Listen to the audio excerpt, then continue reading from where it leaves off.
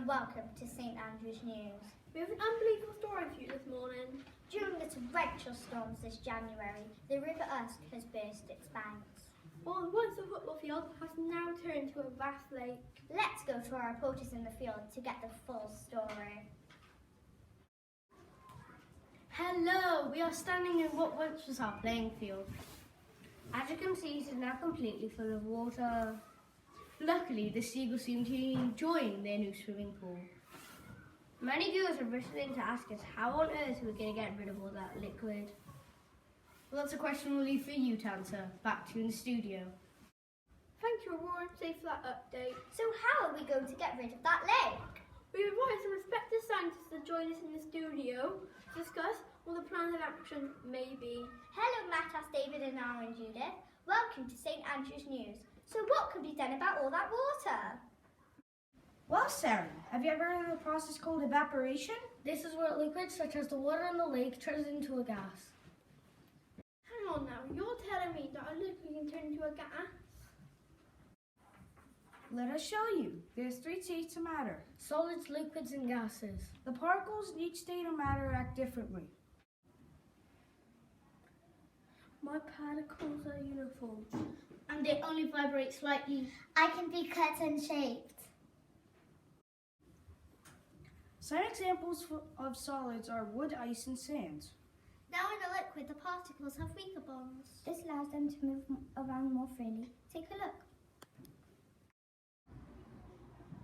I flow and can be poured easily.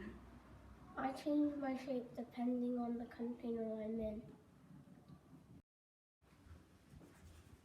Examples of liquid are water, honey and milk. The first state of matter is gas.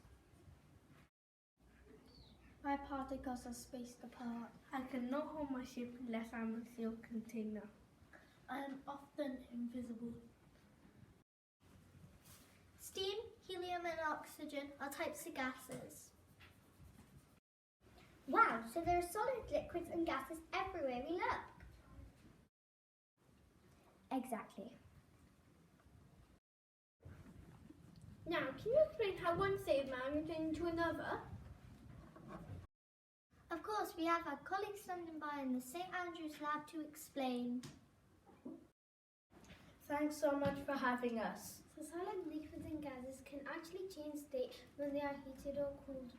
When some solids are heated, they melt and turn into a liquid. Oh, like chocolate? Exactly. And when? I'm so sorry, we're just coming from breaking news from our team in the field. Go ahead, Aurora. We have an incredible update. The lake seems to have completely frozen over. What once was a flowing oasis for local birds has now become a solid block of ice. The drop in temperatures seems to have affected the water. Can the scientists at St Andrew's Lab explain this phenomenon?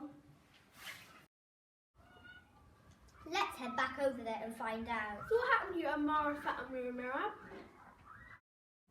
Well, when a liquid is cooled, it freezes and turns into a solid. That's what happened to our lake, and the temperature increases again.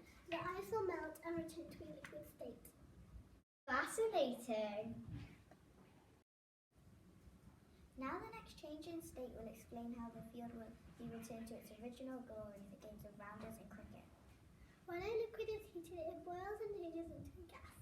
This happens when a liquid reaches its boiling point. The boiling point of water is 100 degrees Celsius.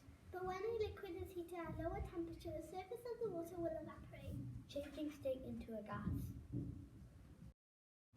So if it leaves the lake as is, eventually, over time, it will evaporate. Exactly. So, what happens to the water that has evaporated and turned into a gas? If you remember the water cycle, when the temperature cools again, the gas condenses, returning into a liquid state. And that's when we get precipitation, which can be rain, snow, sleet. Wow, thank you to our scientists this morning for explaining what exactly is going on. Let's go back to our reporters in the field one last time to find out what the pupils of St Andrews think of the new addition to the Connect. I'm here with Mohammed to find out exactly what he thinks. I'm so excited. Surely you are going to go kayaking and canoeing and... I didn't know that's quite what we were expecting. What about you, Milo? What are your thoughts? Well, Lucia, I think it's amazing and even inspired us to conduct an experiment in the classroom. Oh, really? What did you do? We explored how with the water evaporates in different conditions depending on the temperature. We let a piece of paper dry naturally with a hairdryer on heat settings 1 and 2 to compare. We discovered the greater the temperature, the quicker the rate of the evaporation. Amazing thoughts. I think we're going to need more than a hairdryer to dry up this lake. Back to you in the studio. Thank you, Lucian and Noah. Before we end today's programme, let's see how much you've learned with our State of Matter quiz.